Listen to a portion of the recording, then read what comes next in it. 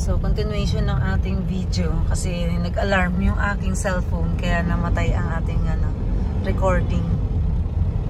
So, dito pa rin tayo sa Barangay Marulas, Kawit. So, hindi kami dumaan ni Kuya June sa Bacau kasi matraffic nga. Yan, dito bilihan ng mga talaba. Uy, saging. Dito ba tayo, Kuya, dadaan mamaya ulit? Paborito kasi ni Papa Rod yung mga saging na yun eh. Senyorita. Mukhang masarap siya. Mukhang bago. Pupunta pa tayo dun, Kuya. Pabibili lang ako na. Safe na ba ang mga tahong? Ha? Kala ko ba, ano? Itinda pa eh, wala nang bibili. Kaya nga, safe na ba? Hindi pa rin, safe. Kaya nga, diba? Parang hindi pa naman. Eh, sabi nila, safe na pa. Itinda. Eh, kahit naman gustuhin natin eh. Kaso, syempre, mahirap na rin. Dito ko unang nakakita ng miracle fruit sa area na to eh. Nung unang kita ko, sabi ko, galing naman noon. Nagtataka ako kung anong klaseng puno yun. Kasi nga, parang ang bunga niya ay buko. Saan ba rito yun? Banda rito sa gilid yun eh. Hindi ko alam. Yun ata. Doon ata sa gilid na yun, no? Yun. Yung puno na yun. Miracle fruit yun. Wala lang bunga. Yun yung kuya. Yung dahon niya na-recognize ko eh. Yun. Hindi ko makalimutan yun. So, yun yung Bacau. Iniwasan niya. Oo nga. Mas mabilis nga dito in fairness. Dito lang to nag-umpis. Mas mabagal? Bakit? Kaya lang, walang traffic. Mas mabilis. Nge. Itong parientes ko na ta. Kasi doon, Itong mabagal dito pero mabilis. Ang gulo ng aking parientes. So yan, Arevalo kasi yan si Kuya June. Oh, malapit. Totoo. Kaso nagpaikot-ikot. Kaso lang, matraffic. So ayan yung signage oh. Tansa, Naik, SM City, Rosario. Yan. Tapos, Bacoor, Derecho, Manila, Kaliwa, EPSA, kanan.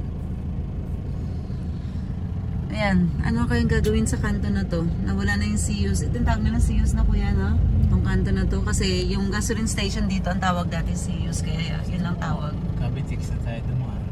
Ha? Tapos? Labas tayo talaba. Pwede. Para mas mabilis din. Oo. Pwede din yun. Alibasa loaded yung aming RFID. Pwede rin yun kuya kasi baka nga matraffic tang Aguinaldo. Pwede naman yan. Pwedeng loob ng Bacoor. Pwedeng loob ng Bacoor kasi ang punta namin ay SSS St. Dominic kasi yun eh. So pwede nga rin yun. Sige, pwede magkabitiks na lang tayo kuya. Tapos pag-uwi na lang dito sa looban. Pwede rin kasi tayo magmabolo, pwede rin tayo. Hindi pa ba tapos yung tulay doon sa may SM? Parang hindi pa ata. Banti na boy. Parang hindi pa ata kuya. Banti. Baka matraffic din tayo dun sa SM kasi, sa Aguinaldo. Rush hour pa kasi 8 o'clock. Makabitex ka na lang. Kasi yung papasok, hindi matraffic pa. Kaya pang hapon. Oo.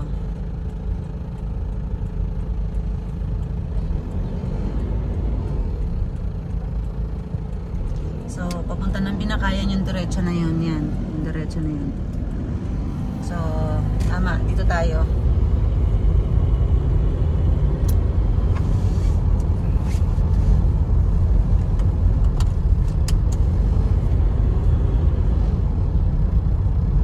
Huli yung van ah. Nahuli yung van? Andun sa gilid.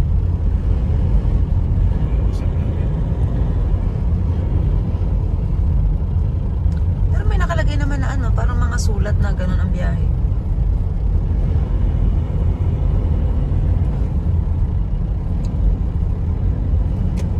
So kung diretso yan yung Island Cove. Yan, yun, diretso. So dito tayo sa...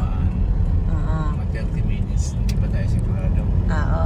Dito 10 minutes. Oo, sure. Mananalo tayo. Shout out sa mga kapulisan na nagbe-breakfast. Kami wala pang breakfast. Hindi, Hindi, kumain na pala ako sa bahay.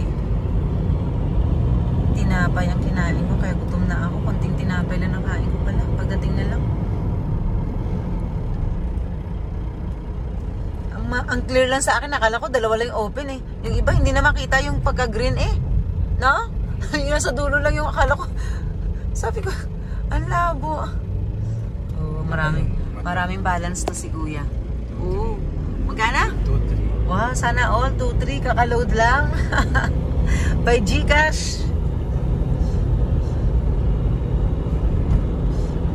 Walang kahirap-hirap ang RFID namin. GCash.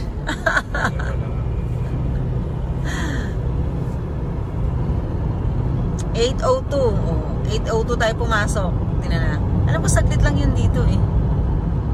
Ako, lalo na si Kuya Jun pa nagdadrive. Eh, ako nga, parang 7 minutes ko lang hanggang coastal na ata yun eh.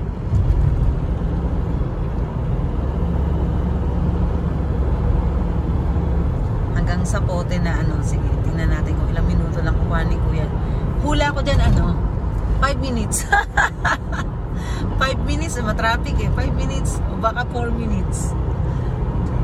Yung hanggang makalabas ka dun sa yung pababa bago magtalaba.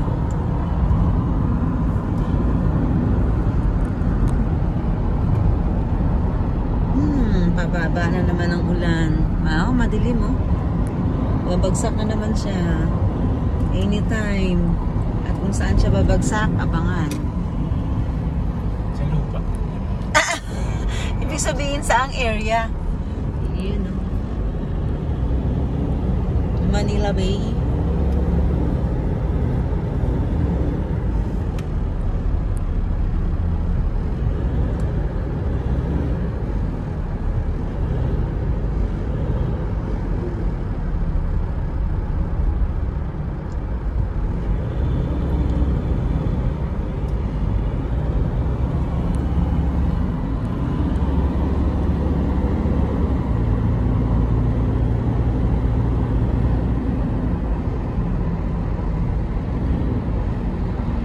Aglipay pala yung nakikita dito na simbahan na yun.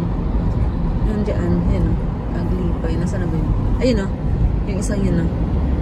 Aglipay pala yun. Tinuro ko sabi na attorney. Dinaanan kasi namin yun na isang araw. Yung galing rin kami ng SSS. Diyan kami dumaan ni attorney sa looban. Dinaan niya kami sa Newgan eh. Yun o yun o. Yung square na yun o. Tapos may cross. Aglipay pala yun.